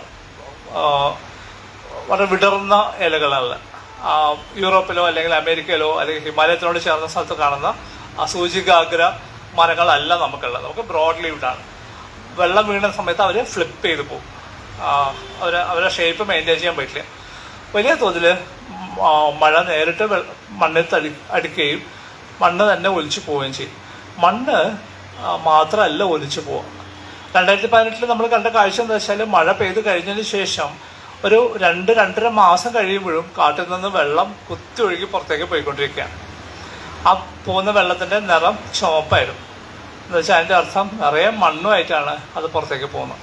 ആ പോകുന്ന പോക്കിൽ മണ്ണ് മാത്രമല്ല പോവുക, ആ മണ്ണിൽ ഉറങ്ങിക്കിടന്ന വിത്തുകളും അതിനോടൊപ്പം നഷ്ടപ്പെടുന്നുണ്ട്. സ്വാഭാവികമായിട്ടും ഫോറസ്റ്റിൻ്റെ റീജനറേഷനെ അത് ബാധിക്കുകയും ചെയ്യും. പുതിയ തൈകൾ വളർന്ന് വരാതിരിക്കുകയും ചെയ്യുന്നുണ്ട്. ഇതൊരു സിനിമയാണ്, റേഷമോൺ. 1950 ഇറങ്ങിയ ഒരു ജാപ്പനീസ് ഫിലിമാണ്. കുറോസാവയുടെ ആ സിനിമയാണ്. ആ സിനിമ ഇറങ്ങിയതിന് ശേഷം ഉണ്ടായ ഒരു വാക്കാണ് റാഷമോൺ ഇഫക്റ്റ് എന്നുള്ളത്. Rashomon effect, next slide. Rashomon effect എന്ന് പറഞ്ഞാൽ ആ സിനിമയുടെ കഥ എങ്ങനെയാണെന്ന് വെച്ചാൽ, കാട്ടിനകത്ത് ഒരു ഭർത്താവും ഭാര്യയും കൂടി കാട്ടിലൂടെ പോകുന്ന സമയത്ത് കാട്ടിൽ വെച്ചിട്ട് ഈ ഭർത്താവ് കൊല ചെയ്യപ്പെടുക. സ്വാഭാവികമായിട്ട് ഉണ്ടാകുന്ന ഒരു സംശയം, ആരാണ് കൊന്നതെന്നുള്ളതാണ്. ആരാണ് ഭർത്താവിനെ കൊന്നത്? ഭർത്താവിന് അപ്പോൾ വിചാരണ നടക്കുന്നു. തെളിവ് കൊടുക്കാനായിട്ട് വരുന്ന ആളുകളുണ്ട്. ഒരു വിറക് വെട്ടുന്ന ആളുണ്ട്, ഒരു കൊള്ളക്കാരനുണ്ട്. ഈ ഭർത്താവിന് തന്നെ ആത്മാവുണ്ട്. ഇവരെല്ലാവരും കോടതിയിൽ എത്തിയിട്ട് തെളിവ് കൊടുക്കുകയാണ്. പക്ഷെ പ്രശ്നം എന്താ വെച്ച് കഴിഞ്ഞാൽ നമ്മൾ ഏതൊരാളുടെ കഥ കേട്ടാലും അത് ശരിയാന്ന് നമുക്ക് തോന്നും. പക്ഷേ ഈ കഥകൾ തമ്മിൽ ഒരിക്കലും പൊരുത്തപ്പെടില്ല. അത് വളരെ വ്യത്യസ്തമായിട്ടുള്ള കഥയാണ്. ഒരാളെ സംബന്ധിച്ചിട്ട് കൊല ചെയ്ത വേറെ ഒരാളാണ്, മറ്റൊരാൾ പറയുന്ന സമയത്ത് കൊല ചെയ്ത് വേറൊരാളാണ്. അപ്പോൾ റാഷമോൺ ഇഫക്റ്റ് എന്ന് പറഞ്ഞാൽ ഒരു സംഭവം അതിനെ വ്യത്യസ്ത ആളുകൾ കാണുന്ന സമയത്ത് വ്യത്യസ്തമായിട്ടുള്ള നറേഷൻസ് ഉണ്ടാവുന്നതിനെയാണ് നമ്മൾ റാഷമോൺ ഇഫക്റ്റ് എന്ന് പറയുന്നത്. ഇപ്പോൾ ഇവിടെ മേശപ്പുറത്തെ പൂക്കൾ വെച്ചിട്ടുണ്ട്. ഞാൻ ഇവിടുന്ന് നോക്കുമ്പോൾ കാണുന്ന ഒരു കാഴ്ചയുണ്ട്, അത് വെച്ചിട്ട് ഞാൻ പറയുന്നത് നിങ്ങൾ അവിടെ നിന്ന് നോക്കുമ്പോൾ വേറൊരു കാഴ്ചയായിരിക്കും കാണാം. അപ്പോൾ ഒരേ വസ്തു ഒന്ന് തന്നെ ആയിരിക്കാം, പക്ഷെ വ്യത്യസ്തമായിട്ടുള്ള പെർസ്പെക്റ്റീവ്സ് ഉണ്ടാവുന്നു. അങ്ങനത്തെ ഒരു അവസ്ഥയ്ക്കാണ് റാഷമോൺ ഇഫക്റ്റ് എന്ന് പറയാം. നെക്സ്റ്റ്, അപ്പോൾ പല പല നറേഷൻസ് ഉണ്ട് വന്യജീവി പ്രശ്നമായിട്ട് ബന്ധപ്പെട്ട്. സ്റ്റേറ്റ്, നമ്മൾ സർക്കാരിൻ്റെ നിലപാട് എന്താണ്? കേരള സർക്കാർ പറയണമെന്ന് വെച്ചാൽ ഈ പ്രശ്നത്തിന് മൊത്തം കാരണം കേന്ദ്ര സർക്കാരാണ്. കാരണം അവർ നിയമങ്ങൾ മാറ്റാൻ സമ്മതിക്കുന്നില്ല. അതാണ് ഈ പ്രശ്നം പരിഹരിക്കാനായിട്ടുള്ള വലിയ ബുദ്ധിമുട്ട്. കേന്ദ്ര സർക്കാരിൻ്റെ അവർ നിയമം മാറ്റുകയാണെങ്കിൽ പ്രശ്നം പരിഹരിക്കാം. ഇതാണ് സംസ്ഥാന സർക്കാർ പറയും. നെക്സ്റ്റ്, ഫോറസ്റ്റ് ഡിപ്പാർട്ട്മെന്റ് പറയണത് എന്താ വെച്ചാൽ ഇതൊരു സെക്കൻഡ് ജനറേഷൻ പ്രോബ്ലം എന്ന് പറയും. എന്താണ് second generation problem? Second generation problem എന്ന് വെച്ചാൽ നമ്മളൊരു കാര്യം വളരെ നന്നായി ചെയ്തുകൊണ്ടുണ്ടായ പ്രശ്നത്തെയാണ് നമ്മൾ സെക്കൻഡ് ജനറേഷൻ പ്രോബ്ലം എന്ന് പറയും. വൈൽഡ് ലൈഫ് പ്രൊട്ടക്ഷൻ ആക്ട് വന്നു, നമ്മൾ വളരെ കൃത്യമായിട്ട് നടപ്പിലാക്കി, കാട്ടിൽ കയറുന്ന എല്ലാവരും പിടിച്ച് ശിക്ഷിക്കാൻ തുടങ്ങി, വേട്ട പൂർണ്ണമായിട്ട് നിർത്തി, ഒരു തരത്തിലും കാടിന് പ്രശ്നമില്ലാന്ന് ഉറപ്പുവരുത്തി. അപ്പോൾ ഇതാ നോക്ക്, വന്യജീവികളുടെ എണ്ണം വർദ്ധിക്കുകയും അവർ പുറത്തേക്ക് ഇറങ്ങുകയും ചെയ്യാൻ തുടങ്ങി. അപ്പോൾ അതുകൊണ്ട് ഇതൊരു സെക്കൻഡ് ജനറേഷൻ പ്രോബ്ലമാണ്. ഇതാണ് ഫോറസ്റ്റ് ഡിപ്പാർട്ട്മെന്റിന്റെ നറേറ്റീവ്. നെക്സ്റ്റ്, ഇനി പ്രതിപക്ഷം എന്താ പറയാ? പ്രതിപക്ഷം പറയുന്നത് സർക്കാരിന്റെ കഴിവുകേടാണ്. കാട്ടിൽ ജീവിക്കേണ്ട ജീവികൾ കാട്ടിൽ തന്നെ ജീവിക്കണം, നാട്ടിലേക്ക് ഇറങ്ങുന്നത് ഭരണകൂടത്തിന്റെ വീഴ്ചയാണ് എന്ന് വളരെ കൃത്യമായിട്ട് പ്രതിപക്ഷം പറയുക. അത് അടുത്ത പെർസ്പെക്റ്റീവാണ്. ഇത് പറയുമ്പോൾ രസകരമായിട്ടുള്ളൊരു കാര്യമുണ്ട്. പഴയൊരു മനുഷ്യനുണ്ട്, ശിവദാസ മേനോൻ എന്ന് പറയുന്നൊരു പഴയൊരു മനുഷ്യനുണ്ടായിരുന്നു. പുള്ളി വേട്ടക്കാരനായിരുന്നു. പോലീസുകാരുടെ കൂടെ കാട്ടിൽ വേട്ടയ്ക്ക് പോയിരുന്നൊരു മനുഷ്യനാണ്. അദ്ദേഹത്തിന്റെ ഓർമ്മകൾ ഒരു പുസ്തകമായിട്ട് വന്നിട്ടുണ്ട്. മലബാറിലെ ഷിക്കാർ എന്നാണ് ആ പുസ്തകത്തിന്റെ പേര്. ഒരു പക്ഷെ നിങ്ങൾ പുലിമുരുകൻ എന്നൊരു സിനിമ കണ്ടിട്ടുണ്ടാവും. ഈ പുസ്തകത്തിന് മുന്നിൽ ആ സിനിമയൊന്നും ഒന്നുമല്ല, ഗംഭീരമായിട്ടുള്ള പുസ്തകമാണ്, നറേറ്റീവാണ്. കാട്ടിൽ പോകുന്ന സമയത്ത് ഉള്ള എക്സ്പീരിയൻസ് ആണ് പുള്ളി എഴുതിയിട്ടുള്ളത്. അതിൽ പറയുന്ന രസകരമായിട്ടുള്ളൊരു ഇൻസിഡന്റ് ഉണ്ട്. അത് സെക്കൻഡ് ചാപ്റ്ററൊക്കെ അതിഗംഭീരം തന്നെയാണ്. പക്ഷെ അതല്ല ഞാൻ പറയാൻ ഉദ്ദേശിക്കുന്നത്. അതിൽ പറയുന്ന ഒരു കാര്യം, പണ്ടത്തെ കാലത്ത് 1920-30 ഏകദേശം 100 വർഷം മുന്നേ ഉള്ള കേരളത്തിന്റെ കഥയാണ് പുള്ളി പറയുന്നത്. അന്നത്തെ ബസ്സുകൾ ചെറിയ ബസ്സാണ്, കുട്ടി ബസ്സുകളാണ്. ഇന്നത്തെ ബസ്സിൻ്റെ അത്ര നീളമൊന്നുമില്ല, ചെറിയ ബസ്സാണ്. അങ്ങനെ ഒരു ബസ് പോകുന്ന സമയത്ത് 3 ആനകള് ഈ ബസ്സിന്റെ പുറകെ ഓടുകയാണ്. ആന പുറകെ ഓടിയാൽ കണ്ടിട്ട് ബസ്സിനകത്തിരിക്കുന്ന ആളുകൾ ബേജാറായി കരയാൻ തുടങ്ങി. സ്ത്രീകളും കുട്ടികളൊക്കെ വാവിട്ട് നിലവിളിക്കാൻ തുടങ്ങി. പക്ഷെ കുറച്ച് കഴിഞ്ഞപ്പോൾ ആനകൾ ഓട്ടം നിർത്തി, ബസ് സേഫായിട്ട് പോവുകയും ചെയ്തു. പക്ഷെ രസകരമായിട്ടുള്ള കാര്യം, ഈ സംഭവം നടക്കുന്നത് കോഴിക്കോട് ജില്ലയിലെ ഫറൂഖിനും രാമനാട്ടിലേക്ക് ഇടയ്ക്കാണ് എന്നുള്ളതാണ്. ഫറൂഖിനും രാമനാട്ടിലേക്ക് ഇടയ്ക്ക് കാട്ടാന ഉണ്ടാവും നമുക്കൊന്നും ചിന്തിക്കാൻ പോലും പറ്റൂല. വെറും 100 വർഷം മുന്നേ അവിടെ കാട്ടാന ഉണ്ടായിരുന്നു. ഇന്നിപ്പോൾ ആനയൊക്കെ എവിടെ പോയി? ഇന്ന് ആ ആനകൾ മുഴുവൻ നിലമ്പൂർ അല്ലെങ്കിൽ വയനാട് കാടുകളിലേക്ക് ഒതുങ്ങി കഴിഞ്ഞു. അപ്പോൾ നമ്മൾ ആനകൾ കാട്ടിൽ നിന്ന് പുറത്തേക്ക് ഇറങ്ങിയെന്ന് പറയുമ്പോൾ ഏത് ടൈം സ്കെയിലാണ് പറയണമെന്നുള്ളത് വളരെ പ്രധാനമാണ്. ഇവരെ സംബന്ധിച്ചിട്ട് അവരുടെ സ്ഥലമായിരുന്നു പല സ്ഥലവും, നമ്മളത് പൂർണ്ണമായിട്ടും ഓക്കുപ്പൈ ചെയ്തു.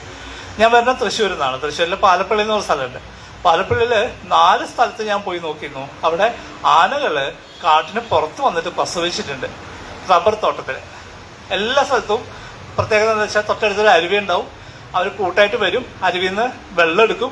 എന്നിട്ട് ഈ സ്റ്റേജിന്റെ ഒരു ഇരട്ടിയുള്ള ഒരു സ്ഥലം അവർ കംപ്ലീറ്റ് വെള്ളം പമ്പ് ചെയ്ത് ക്ലീൻ ആക്കും. ഒരു കല്ലോ മുള്ളോ ഒന്നും ഇല്ലാതെ പോലെ നല്ല ക്ലീൻ ആക്കിയിട്ടുണ്ടാവും. അതിനുശേഷം ആന അവിടെ പ്രസവിക്കും. ഒരു 2 ദിവസം കൂട്ടം അവിടെ തന്നെ നിൽക്കും. അതിനുശേഷം അവർ അവിടെ നിന്ന് മൂവ് ചെയ്യും.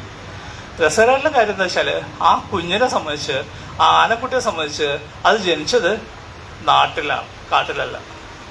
അതിന് പ്രകൃതിയെ കുറിച്ചിട്ടുള്ള ആദ്യത്തെ സിഗ്നൽസ് കിട്ടുന്നത് നാട്ടിൽ നിന്ന് തന്നെയാണ്. അത് ജനിച്ച സ്ഥലമാണത്. അത് ഉറപ്പായിട്ടും തിരിച്ച് വരികയും ചെയ്യും.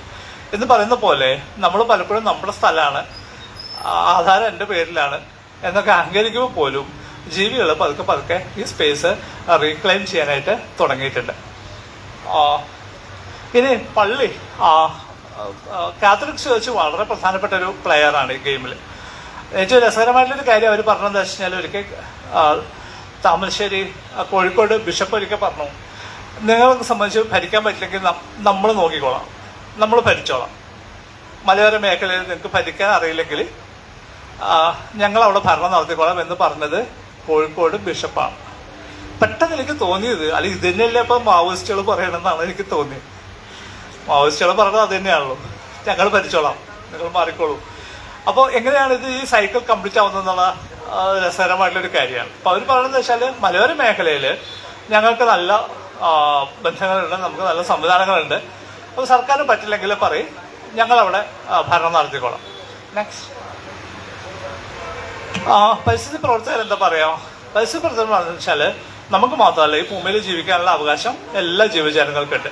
അവർക്കും അതിനുള്ള റൈറ്റ് ഉണ്ട്. തൊട്ട് പോകരുത്, അവരെ ഒന്നും ചെയ്യാൻ പാടില്ല, അവർ സേഫായിട്ട് ഉണ്ടാവണം.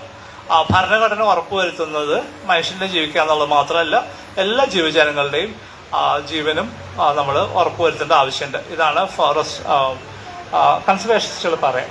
നെക്സ്റ്റ്, മീഡിയ എന്താ പറയുക? മീഡിയക്ക് ഇതെല്ലാം വാർത്തകളാണ്. അവർ കഥ ഉണ്ടാക്കി കളയും. പണ്ടൊന്നും ആരും അറിയാതിരുന്ന കേസുകൾ പോലും ഇപ്പോൾ അത്രയും പെട്ടെന്ന് പുറത്തു വരും. ആദിമ നിവാസികളൊക്കെ പറയും പണ്ടൊക്കെ അവർ വരും, കന്നുകാലികളെ ആരെങ്കിലും പിടിച്ചോണ്ട് പോവും. അവർ വിചാരിച്ചതെന്ന് വെച്ചാൽ ഞങ്ങൾ ജീവിക്കുന്ന കാട് കൊണ്ടാണ്, ഞങ്ങൾക്ക് വേണ്ടതെല്ലാം കിട്ടുന്നത് കാട്ടിൽ നിന്നാണ്. അപ്പോൾ എപ്പോഴെങ്കിലും കടുവ വന്നിട്ട് എൻ്റെ കന്നുകാലിയെ പിടിച്ചാൽ അതെൻ്റെ ഭാഗ്യമാണ് എന്ന് വിചാരിക്കുന്നൊരു സമൂഹമുണ്ട്. അവരെ കംപ്ലീറ്റ് മാറ്റി. ഇപ്പോൾ എന്ന് വെച്ച് കഴിഞ്ഞാൽ അങ്ങനെ പിടിച്ചു കഴിഞ്ഞാൽ അപ്പം തന്നെ മൊബൈലിൽ ഫോട്ടോ എടുക്കുക, അയക്കുക, വാർത്തയാവുക, പത്രക്കാർ കൊടുക്കുന്ന വീട്ടിലെത്തുക, ലൈവായിട്ട് സ്ട്രീം ചെയ്യുക. മീഡിയ അവരുടെ റേറ്റിംഗ് കൂട്ടാനായിട്ട് വിഷയത്തെ വലിയ തോതിൽ പെരുപ്പിക്കുന്നുണ്ട്. നെക്സ്റ്റ്, സയൻറ്റിസ്റ്റുകൾ എന്താ പറയുന്നത്? പഠിക്കുന്ന ശാസ്ത്രജ്ഞർ പറയുന്നത് വെച്ചാൽ നമുക്ക് കൃത്യമായിട്ടുള്ള തീരുമാനം എടുക്കാനായിട്ടുള്ള ഡാറ്റ ഇപ്പോഴും ആയിട്ടില്ല. ഇനിയും കൃത്യമായിട്ടുള്ള ഡാറ്റ വേണം. അപ്പോൾ സംഭവം വെച്ചാൽ പുര കത്താണ്. ഈ പുര കത്തുന്ന സമയത്ത് നമുക്ക് ഡാറ്റ സംഘടിപ്പിക്കാനുള്ള നേരമൊന്നും ഉണ്ടാവില്ല. അപ്പോൾ സയൻറ്റിസ്റ്റുകൾ പറയുന്നത് നമ്മൾ കൃത്യമായിട്ട് പഠിച്ചിട്ടില്ല, പഠിക്കാനുള്ള സമയം കിട്ടിയിട്ടില്ല, നമ്മൾ കൃത്യമായിട്ട് പഠിച്ചിട്ട് പറയാം എന്നാണല്ലോ പറയാം. പക്ഷെ അതിനെ കാത്തിക്കാതെ നമുക്ക് എന്തെങ്കിലുമൊക്കെ പെട്ടെന്ന് ചെയ്യേണ്ടി വരും. ഇനി കിഫ എന്നൊരു സംഘടനയുണ്ട്, Kerala independent farmers association. KIFA എന്ന് പറയുന്ന സംഘടന പറയണമെന്ന് വെച്ച് കഴിഞ്ഞാൽ നാടും കാട് രണ്ട് സ്ഥലമാണ്. കാട്ടിൽ നിന്ന് ആരെങ്കിലും പുറത്തേക്ക് ഇറങ്ങി അപ്പം നമ്മൾ തട്ടും, നമ്മൾ കൊന്നുകളയും. കാരണം നാട്ടിൽ നമുക്ക് ജീവിക്കണം. അപ്പം അതുകൊണ്ട് ജീവികളുടെ എണ്ണം കുറച്ചേ പറ്റൂ. ഇതാണ് അവരെടുക്കുന്ന നിലപാട്.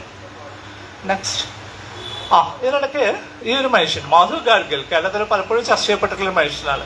മാധവ് ഗാഡ്ഗിലിനെ കേരളത്തിന് ഭയങ്കര ഇഷ്ടമായിരുന്നു.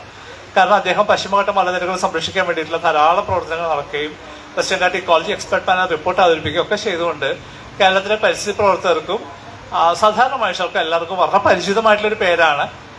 അദ്ദേഹം നല്ലൊരു ശാസ്ത്രജ്ഞനായിട്ട് എല്ലാവരും കണക്കാക്കിയിരിക്കുന്ന സമയത്താണ് പെട്ടെന്ന് അദ്ദേഹം ഒരു കമന്റ് പറഞ്ഞോടുകൂടി അദ്ദേഹം ചീത്ത മനുഷ്യനായിട്ട് മാറി. അദ്ദേഹം പറഞ്ഞതെന്ന് വെച്ച് കഴിഞ്ഞാല് കേരളത്തിലെ മനുഷ്യരെ കാട്ടുപന്നിയെ കൊല്ലുകയാണെങ്കിൽ വെറുതെ മണ്ണിലേക്ക് കുഴിച്ചിട്ട് നശിപ്പിക്കരുത്, അത് കഴിക്കണം എന്ന് പറയും.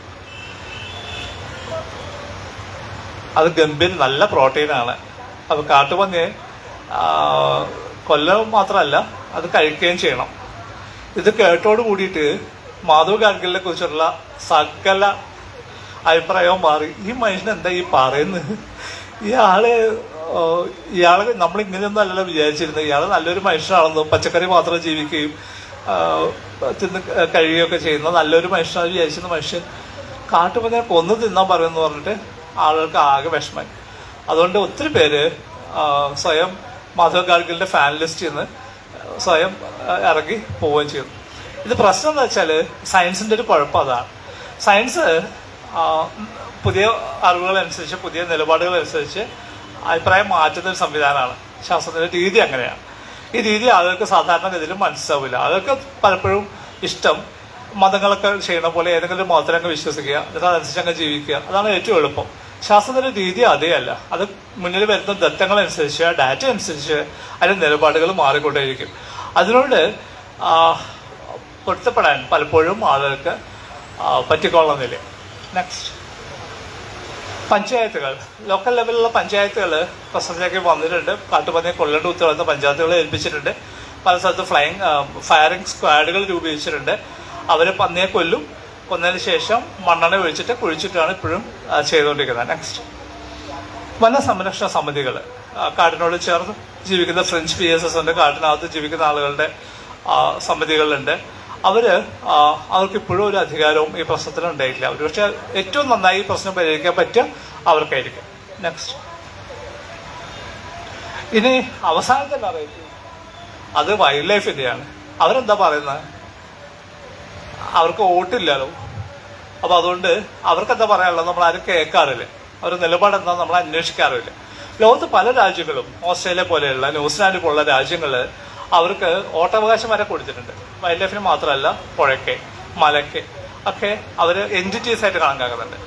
നമ്മളിവിടെ ശബരിമല വിവാദം നടക്കുന്ന സമയത്ത് ശ്രദ്ധിച്ച ഒരു പ്രസ്താവന ഇതായിരുന്നു: ശബരിമല അയ്യപ്പൻ ഒരു ലീഗൽ എൻറ്റിറ്റിയാണ്. എന്ന് വെച്ച് കഴിഞ്ഞാൽ ശബരിമല അയ്യപ്പൻ നമ്മളെ പോലെ ഒരു ഇൻഡിവിജ്വലാണ്. പുള്ളിക്ക് കേസ് കൊടുക്കാം, വാദിക്കുകയൊക്കെ ചെയ്യാൻ പറ്റുന്ന ഒരാളാണ് എന്ന് പറയുന്ന പോലെ ന്യൂസിലാൻഡിലും ഓസ്ട്രേലിയയിലൊക്കെ പുഴയ്ക്ക് കേസ് കൊടുക്കാൻ പറ്റും, മലകൾക്ക് കേസ് കൊടുക്കാൻ പറ്റും, അവർക്ക് വേണ്ടി വാദിക്കാൻ പറ്റും, അവിടെ വരുന്ന വലിയ പ്രോജക്റ്റുകൾ അവർക്ക് എതിർക്കാൻ പറ്റും. അങ്ങോട്ടേക്ക് നമ്മൾ എത്തിയിട്ടില്ല. വൈൽഡ് ലൈഫിന് പക്ഷത്ത് നിന്നുകൊണ്ട് അവർക്ക് എന്താണ് വിചാരിക്കുന്നത്, അവർക്ക് എങ്ങനെയാണ്, അവരുടെ താല്പര്യം എന്താ എന്ന് നമ്മൾ അന്വേഷിക്കാറില്ല. ഇത്രയും വ്യത്യസ്തമായിട്ടുള്ള നറേറ്റീവ്സ് ഉള്ളൊരു വിഷയമാണിത്. നെക്സ്റ്റ്, എങ്ങനെയാ പരിഹരിക്കുക? സൊല്യൂഷനിലേക്ക് പോകുന്ന സമയത്ത് പല ഫേസുകളായിട്ട് നമുക്ക് അതിനെ കണക്കാക്കാൻ പറ്റും. ഒന്ന്, നമുക്ക് വളരെ ഹൈപ്പർ ലോക്കലായിട്ടുള്ള ലെവലിലുള്ള ധാരാളം പുതിയ ഇൻഫർമേഷൻ നമുക്ക് ആവശ്യമുണ്ട്. അതിന് ബേസ് ചെയ്തിട്ട് ഇൻഫോംഡ് ഡിസിഷൻ മേക്ക് എടുക്കേണ്ട ആവശ്യമുണ്ട്. ഈ വിഷയമായിട്ട് ബന്ധപ്പെട്ടുള്ള എല്ലാത്തരം സ്റ്റേക്ക് ഹോൾഡേഴ്സിനെയും ഒരുമിച്ച് കൊണ്ടുവരേണ്ട ആവശ്യമുണ്ട്. നെക്സ്റ്റ്, അതിന് ഏറ്റവും പ്രാഥമികമായിട്ടുള്ള കാര്യങ്ങളെ കണ്ടെത്തുകയും അത് ഓരോ പ്രദേശത്ത് വ്യത്യസ്തമാവും.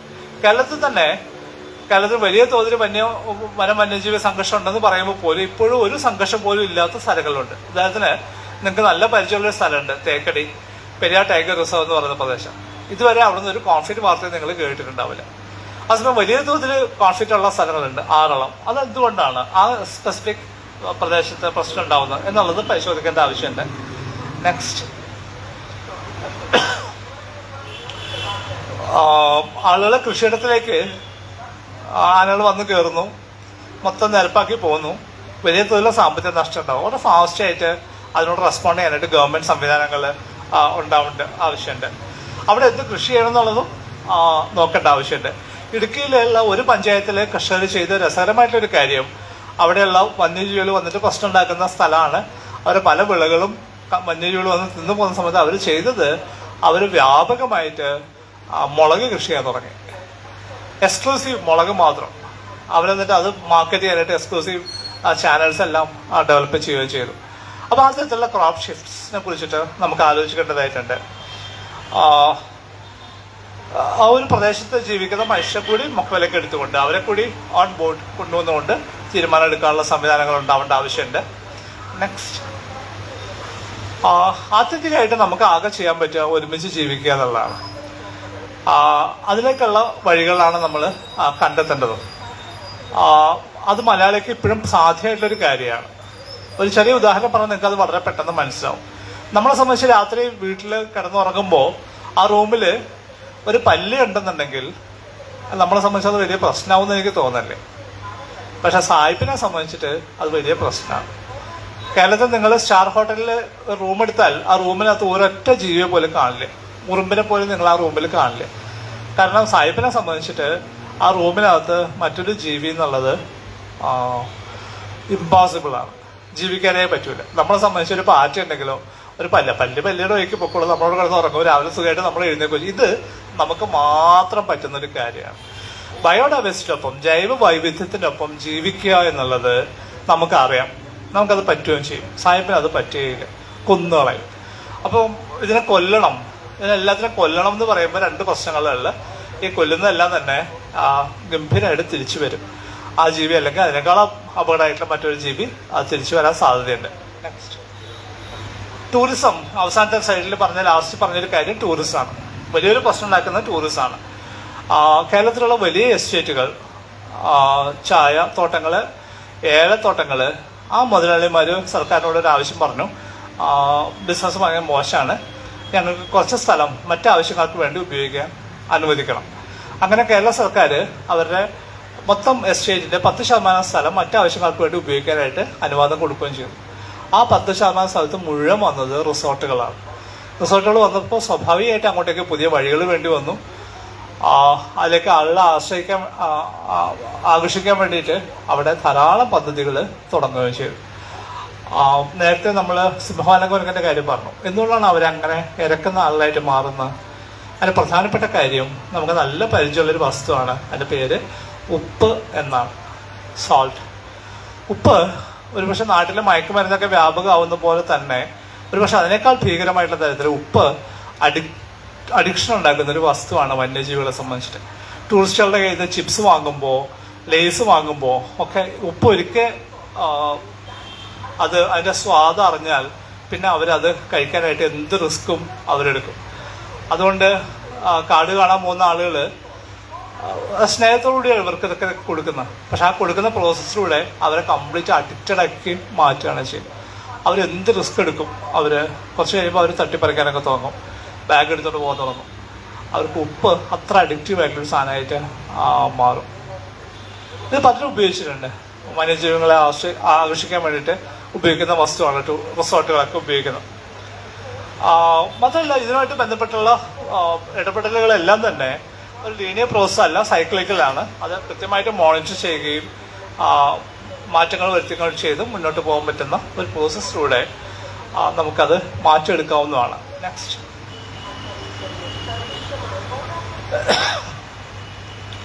ആദ്യമായിട്ട് വേണ്ട ഏകപക്ഷീയമായ വെടിനിർത്തൽ പ്രഖ്യാപിക്കുക എന്നുള്ളതാണ്. ഇതിന് മേലാൽ ഒരു വന്യജീവിയെ ആക്രമിക്കില്ല, ഉപദ്രവിക്കില്ല, വേദനിപ്പിക്കില്ല എന്ന നിലപാട് മനുഷ്യനെടുക്കാത്തിടത്തോളം ഈ പ്രശ്നം നമുക്ക് പരിഹരിക്കാനായിട്ട് ആവില്ല. കാടിൻ്റെ ആരോഗ്യം വീണ്ടെടുക്കേണ്ട ആവശ്യമുണ്ട്. അവിടെ ഭക്ഷണ യോഗ്യമല്ലാത്ത സസ്യങ്ങൾ മാറുകയും അവർക്ക് ഭക്ഷിക്കാവുന്ന സസ്യങ്ങൾ അവിടെ ഉണ്ടാവുകയും വേണം. നമുക്ക് കൃത്യമായിട്ട് ഒരു കാടിനെ കുറിച്ചുള്ള ഇൻഫർമേഷനെ അടിസ്ഥാനപ്പെടുത്തിയിട്ട് തീരുമാനം എടുക്കാനായിട്ട് നമുക്ക് പറ്റണം. എപ്പോഴെങ്കിലും ഡാമേജ് ഉണ്ടാകുമ്പോൾ, കൃഷി നഷ്ടപ്പെട്ടാൽ, പരിക്ക് പറ്റിയാൽ, ആളുകൾ മരണപ്പെട്ടാൽ ഏറ്റവും ഫാസ്റ്റായിട്ട് നമുക്ക് അതിൻ്റെ റിലീഫ് മെഷേഴ്സ് കൊടുക്കാനും പറ്റണം. നെക്സ്റ്റ്, നന്ദി, നമസ്കാരം.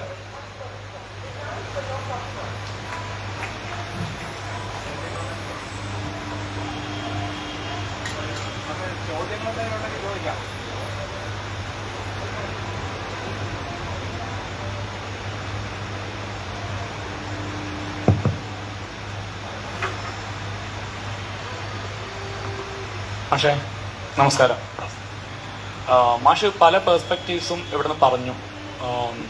ഭരണകൂടം, പ്രതിപക്ഷം, മാധ്യമം, ശാസ്ത്രം, പരിസ്ഥിതി പ്രവർത്തകർ. പക്ഷെ മാഷിൻ്റെ ഒരു പെർസ്പെക്റ്റീവ് ഉണ്ട്, ഒരു സയൻറ്റിസ്റ്റ് എന്ന നിലയ്ക്ക്. ആ പെർസ്പെക്റ്റീവിനെ മാഷ് വിശദീകരിക്കാൻ നിന്നിട്ടില്ല. ഡാറ്റ കിട്ടാത്തത് കൊണ്ട് എന്ന് മാഷ് പറയുകയാണ് ചെയ്തത്. ഒരു ചോദ്യം അതാണ്. ആ പെർസ്പെക്റ്റീവ് ഒന്ന് മാഷ് പറഞ്ഞാൽ നല്ലതാണ്. വികസനവുമായി ബന്ധപ്പെട്ടാണ് പലപ്പോഴും കേരളത്തിൽ ഏറ്റവും കൂടുതൽ സംവാദങ്ങൾ നടക്കുന്നത്. വികസനം എന്ന കാഴ്ചപ്പാടിൻ്റെ പുറത്താണ് സംവാദങ്ങൾ നടക്കുന്നത്. നേരത്തെ നമ്മൾ ഉപയോഗിച്ചിരുന്നൊരു വാക്ക് പുരോഗതി എന്നായിരുന്നു. മുതലാളിത്തം വലിയ ഹ്യൂജായിട്ടുള്ള പണം മുടക്കാൻ തുടങ്ങിയപ്പോൾ പുരോഗതിയെ മാറ്റി നിർത്തുകയും വികസനം എന്ന കാഴ്ചപ്പാടിനെ കുറിച്ച് മാത്രമായിട്ട് ചർച്ച ചെയ്യുകയും ആധുനിക മുതലാളിത്തം വലിയ രീതിയിൽ പ്രകൃതിയെയും പരിസ്ഥിതിയും ഒക്കെ തന്നെ ഇല്ലാതാക്കിക്കൊണ്ട് മുന്നോട്ട് പോവുകയും ചെയ്യുന്ന കാലഘട്ടത്തിൽ ഏത് തരത്തിലാണ് നമ്മൾ പുരോഗതിയെ വിലയിരുത്തേണ്ടത് എന്നുകൂടെ മാഷയുടേതായിട്ടുള്ളൊരു ശാസ്ത്രത്തിൻ്റെ വീക്ഷണകോണിൽ നിന്ന് പറഞ്ഞാൽ നല്ലതാണ്. രണ്ട് ചോദ്യങ്ങളാണ്. അതിൽ ആദ്യത്തെ ചോദ്യം എൻ്റെ കാഴ്ചപ്പാട് എന്താണ് എന്നുള്ളതാണ്. പക്ഷേ ഏറ്റവും അവസാനത്തെ തൊട്ട് മുന്നുള്ള സൈഡിൽ ഞാൻ പറയാൻ ശ്രമിച്ചൊരു കാര്യമാണ്. അതാണ് ഏകപക്ഷീയമായി മനുഷ്യർ വന്യജീവികളെ ഉപദ്രവിക്കുന്നത് നിർത്തുക എന്നുള്ളതാണ് ആദ്യത്തെ പടി. അല്ലാതെ മുന്നോട്ട് പോകാൻ പറ്റില്ല. പണ്ട് ഞാൻ പറഞ്ഞല്ലോ, പണ്ട് ഹണ്ടിങ് ആയിരുന്നു. ഹണ്ടിങ് ഇല്ല, മറിച്ച് ഉപദ്രവിക്കുകയാണ്, പടക്കം എറിഞ്ഞിട്ടും. കേരളത്തിൽ പോസ്റ്റ്മോർട്ടം നടക്കുന്ന കേസുകളിൽ എല്ലാ വന്യജീവികളും, കാട്ടിൽ മരണപ്പെട്ട് കിടക്കുന്ന എല്ലാ ജീവികളെയും പോസ്റ്റ്മോർട്ടം ചെയ്യാറുണ്ട്. ധാരാളം ബുള്ളറ്റുകളാണ് അന്ന് കിട്ടും. കാട്ടാന പോലും റബ്ബർ ബുള്ളറ്റ് അടിച്ചിട്ട് കാഴ്ച നഷ്ടപ്പെട്ട കാട്ടാനകൾ ഇപ്പോഴും കാട്ടിൽ നടക്കുന്നുണ്ട്. അപ്പം അത് സ്റ്റോപ്പ് ചെയ്യാതെ ഈ പ്രശ്നത്തിൻ്റെ ഈ യുദ്ധത്തിൽ അടുത്ത സ്റ്റെപ്പിലേക്ക് നമുക്കത് പോകാനായിട്ട് പറ്റുന്നുണ്ടാവില്ല. അപ്പോൾ ഏകപക്ഷീയമായിട്ട് നമ്മൾ ആ പരിപാടി നിർത്തേണ്ട ആവശ്യമുണ്ട്. എന്നാൽ മാത്രമേ അടുത്തൊരു 15-20 വർഷത്തിനിടയ്ക്കെങ്കിലും നമുക്കൊരു കോൺസെൻസസിൻ്റെ ഒരു രീതിയിലേക്ക് പോകാനായിട്ട് സാധ്യമാവുള്ളൂ. രണ്ടാമത്തെ ചോദ്യം വികസനമായിട്ട് ബന്ധപ്പെട്ടിട്ടാണ്. ഒരു ചെറിയ ഉദാഹരണം ഞാൻ പറയാം. ഇപ്പം ഞാൻ തൃശ്ശൂർ പാലക്കാട് റൂട്ടിൽ കുതിരാൻ എന്നൊരു സ്ഥലമുണ്ട്. കുതിരാനിലൊരു തുഴങ്ക് വന്നിട്ടുണ്ട്. ഇപ്പം അപ്പം നേരത്തെ തുരങ്കം ഇല്ലാത്ത സമയത്ത് നമ്മൾ മല കയറി താഴെ ഇറങ്ങിയിട്ടാ പോവാം. ഇപ്പം തുരങ്കം വന്നപ്പോൾ വളരെ ഫാസ്റ്റായിട്ട് പോകാൻ പറ്റും. പക്ഷെ പ്രശ്നം എന്താ സംബന്ധിച്ചാൽ ആ പഴയ റോഡ് ആരും ഉപയോഗിക്കാതായപ്പോൾ പിരിച്ചു വാഴാനും വൈൽഡ് ലൈഫ് സാങ്ച്വറിയിൽ ഇപ്പുറത്തെ വശത്തുണ്ടായിരുന്ന ആനകൾ ആ റോഡിലൂടെ അപ്പുറത്തേക്ക് ക്രോസ് ചെയ്തു. അപ്പുറത്തെ സൈഡിലേക്ക് ക്രോസ് ചെയ്യുമ്പോഴുള്ള പ്രശ്നം എന്ന് വെച്ചാൽ ഒരു ട്രയാങ്കിൾ പോലുള്ള സ്ഥലമാണ്. അതിന് ചുറ്റും ആളുകൾ താമസിക്കുന്നത്. ഈ ആളുകൾ ഒരിക്കൽ പോലും വൈൽഡ് ലൈഫിനോടൊപ്പം ജീവിച്ച് പരിചയമുള്ള മനുഷ്യരല്ല. ഇപ്പോൾ അവിടെ വലിയ പ്രശ്നമാണ്. ആനകൾ അപ്പുറത്തേക്ക് ക്രോസ് ചെയ്ത് കഴിഞ്ഞു. ഇനി അവരെ തിരിച്ച് ഇപ്പുറത്തേക്ക് കൊണ്ടുവരാനുള്ള ശ്രമം, അതിനിടയ്ക്ക് വേര് കെട്ടാനുള്ള ശ്രമം. അപ്പോൾ എല്ലാ പദ്ധതികളും ഞാൻ നേരത്തെ സംസാരിക്കുമ്പോൾ പറഞ്ഞു, നാഷണൽ ഹൈവേന്റെ വീതി കൂട്ടുന്ന പ്രക്രിയയായിട്ട് ബന്ധപ്പെട്ട് പറഞ്ഞു. ഏതൊരു പദ്ധതിയിലെയും അനിവാര്യമായിട്ട് അതിൻ്റെ ഒരു പാരിസ്ഥിതിക ആഘാതവും സാമൂഹിക ആഘാതവും പഠിക്കേണ്ട ആവശ്യമുണ്ട്. അമേരിക്കയുടെ അനുഭവം പറഞ്ഞാൽ വികസനം എന്നുള്ള പ്രക്രിയയിലേക്ക് വളരെ ഫാസ്റ്റായിട്ട് അവർ പോകുന്ന സമയത്താണ് അവർ പെട്ടെന്ന് തിരിച്ചറിഞ്ഞ് ഈ നിലയ്ക്ക് വികസിക്കാൻ പോയി കഴിഞ്ഞാൽ അവരുടെ പ്രകൃതി സംരക്ഷണത്തിന് വലിയ തോതിൽ കുഴപ്പമുണ്ടാവുമെന്നും അത് തിരിച്ചറിഞ്ഞുകൊണ്ട് അവരാണ് എല്ലാ വികസന പദ്ധതികൾക്കും ഒരു പരിസ്ഥിതിക ആഘാത പഠനം നടത്തണമെന്നുള്ള നിലപാടെടുക്കുകയും മുന്നോട്ട് വരികയും ചെയ്തു. നമ്മളതിന് കഴിയുന്നത്ര വെള്ളം ചേർക്കാനാണ് ശ്രമിക്കുന്നത്. ഞാൻ നേരത്തെ പറഞ്ഞല്ലോ, തിരുവനന്തപുരം മുതൽ കാസർഗോഡ് വരെയുള്ള ഹൈവേക്ക് വീതി കൂട്ടുന്ന ഒരൊറ്റ പ്രോജക്റ്റ് ആണെങ്കിൽ ഉറപ്പായിട്ടും അതിന് പരിസ്ഥിതിക ആഘാത പഠനം നടത്തിയേ പറ്റൂ. അത് ഒഴിവാക്കാൻ വേണ്ടി നമ്മളെന്ത് ചെയ്തു? നമ്മളതിനെ ചെറിയ ചെറിയ ബിറ്റായിട്ട് ഡിവൈഡ് ചെയ്ത് വേറെ വേറെ ടെൻഡർ കൊടുത്ത് പണിയിട്ട് ഇതിൽ നിന്ന് എങ്ങനെയാണ് പുറത്തു വരിക, അതങ്ങനെ ചെയ്യാതിരിക്കാം എന്നുള്ളതാണ് നമ്മൾ ചെയ്യുന്നത്. അപ്പോൾ അതുകൊണ്ട് ആ പ്രോസസ്സ് ശരിയാവില്ല. നമുക്ക് എല്ലാ വർക്കുകൾക്കും കൃത്യമായിട്ടുള്ള എൻവയോൺമെന്റ് ഇമ്പാക്ട് അസസ്മെന്റ് നടക്കേണ്ട ആവശ്യമുണ്ട്, സോഷ്യൽ ഇമ്പാക്ട് അസസ്മെന്റ് നടക്കേണ്ട ആവശ്യമുണ്ട്. അതാണ് എൻ്റെ നിലപാട്.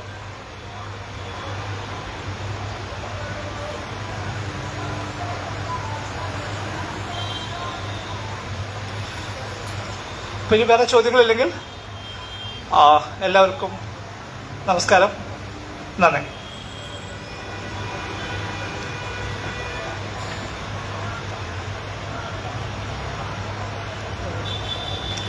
വളരെ വിജ്ഞാനപ്രദമായ ഒരു സെഷനായിരുന്നു.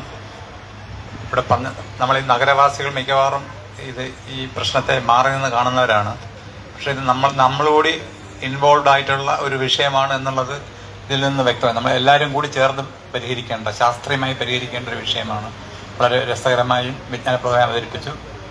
സജീഷ് സാറിന് ഈ ലിബറേറ്ററിന്റെ പേരിൽ നന്ദി രേഖപ്പെട്ടു. ഇവിടെ പങ്കെടുത്ത മുഴുവൻ പേർക്കും നന്ദി.